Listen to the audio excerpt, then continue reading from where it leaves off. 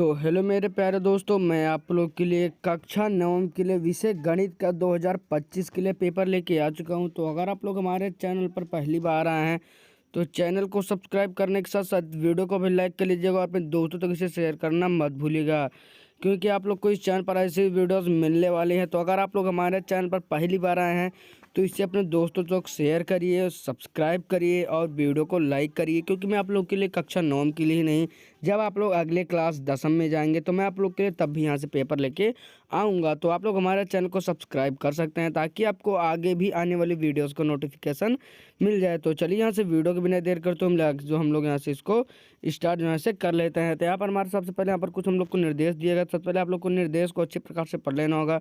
निर्देश को पढ़ने के बाद हम लोग यहाँ पर आएंगे तो यहाँ पर हमारा खंड आ में यहाँ पर हमारा प्रश्न कह रहा है गुणनखंड कीजिए। तो यहाँ पर चारों में से जो सही होगा आप लोग को टिक बता देना होगा।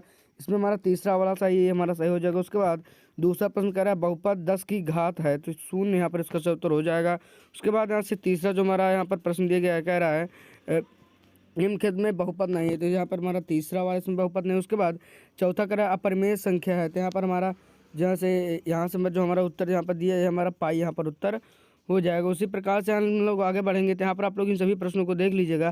तो उसके बाद यहाँ से -5 और -11/4 के बीच परिमेय संख्या है। उसके बाद यहाँ से हमारा अगला प्रश्न कह रहा है 4√3 है। उसके बाद यहाँ से सातवां प्रश्न कह रहा है 1/√7 माइनस को लिखा जा सकता है। उसके बाद यहाँ से लोग आगे बढ़ेंगे तो यहाँ पर हमारा जो अगला जो प्रश्न यहाँ पर दिखाई दे रहा है उसमें कह रहा है व्यंजक x+3 का होल क्यूब में x का गुणांक है। उसके बाद यहाँ से आगे बढ़ेंगे यहाँ पर दो चरों वाले रैखिक समीकरण का के डैट डैट यहाँ पर होता है। उसके बाद यहाँ से हम लोग आगे बढ़ेंगे, यहाँ पर 10वां प्रश्न कह रहा है रैखिक समीकरण 3x - 4y + 6 = 0 का एक हल है। तो उसके बाद यहाँ से 11वां प्रश्न कह रहा है एक त्रिभुज में हो सकते हैं।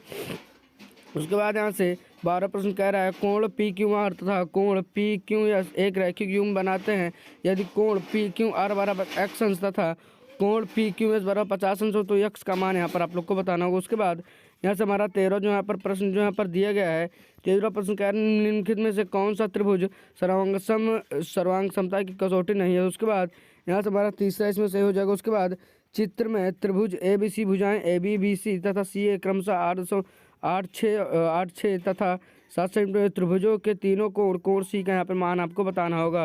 उसके बाद यहाँ से 15वां जो यहाँ पर हमारा प्रश्न दिया गया है 15वां में भी यहाँ पर आपको नीचे यहाँ पर आप लोग को चित्र यहाँ पर बना दिखाई दे रहा होगा। यहाँ पर आपको कोण PAC का मान ज्ञात करना है। उसके बाद यक्स का यहाँ पर आपको मान ज्ञात करना है। उसके बाद यहाँ से हम लोग 16वें प्रश्न पर आएंगे तो यहाँ पर हमारा जो 16वां प्रश्न कह रहा है यहाँ पर कह रहा है किसी त्रिभुज की भुजाएं 3 4 5 सेंटीमीटर क्षेत्रफल यहाँ पर बताना। उसके बाद चित्र में यहाँ पर समतल के यहाँ पर क्षेत्रफल बताना होगा। उसके बाद यहाँ से हम लोग आगे बढ़ेंगे तो यहाँ पर हमारा 18वां प्रश्न कह रहा है एक बेलन की त्रिज्या 2r तथा ऊंचाई 3r तो उसका वक्रपृष्ठ। उसके बाद यहाँ से 9वां प्रश्न कह रहा है एक अर्धगोले की त्रिज्या 4 सेंटीमीटर उसका वक्रपृष्ठ। उसके बाद 346.5 सेंटीमीटर क्षेत्रफल वाले गोले का व्यास यहाँ पर आप लोग को बताना होगा। उसके बाद यहाँ से हम लोग आगे वर्णनात्मक प्रश्न में यहाँ पर किन्हीं 5 खंडों को यहाँ पर हल करना होगा। तो आप लोग यहाँ पर कोई 5 खंड यहाँ पर हल कर लीजिएगा। मैं आप लोग को यहाँ पर प्रश्न को अच्छी प्रकार से दिखा दे रहा हूँ, आप लोग यहाँ पर इसको देख लीजिएगा। उसके बाद यहाँ से दूसरे प्रश्न में आएंगे। दूसरे प्रश्न में यहाँ पर हमारा दूसरा प्रश्न क्या है निम्नलिखित किन्हीं 3 खंडों को यहाँ पर हल कीजिए। तो यहाँ पर हमारा लगभग हम लोग को यहाँ पर लगभग 4 यहाँ पर खंड दिखाई दे रहे हैं। तो आप लोग इनमें से यहाँ पर 4 में से कोई आप लोग यहाँ पर 3 कर सकते हैं। तो आप लोग को जो है आप लोग यहाँ पर अपने हिसाब से यहाँ पर कर लीजिए। उसके बाद यहाँ से हम लोग आगे बढ़ेंगे तो यहाँ पर हमारा जो तीसरा पर चित्र में किन्हीं 3 खंडों को हल कीजिए। इसमें भी हमारा यहाँ पर कुछ यहाँ पर प्रश्न यहाँ पर आपको दिए गए होंगे।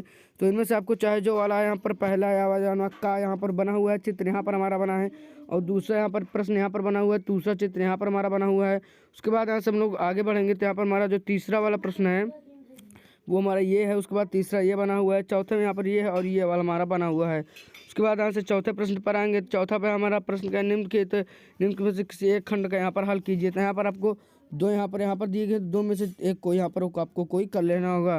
उसके बाद इनमें से हम लोग यहाँ पर जब आगे बढ़ेंगे तो यहाँ पर हमारा पाँचों आखिरी प्रश्न यहाँ पर हमारा जो कह रहा है निम्नलिखित में से किसी एक खंड को यहाँ पर हल कीजिए।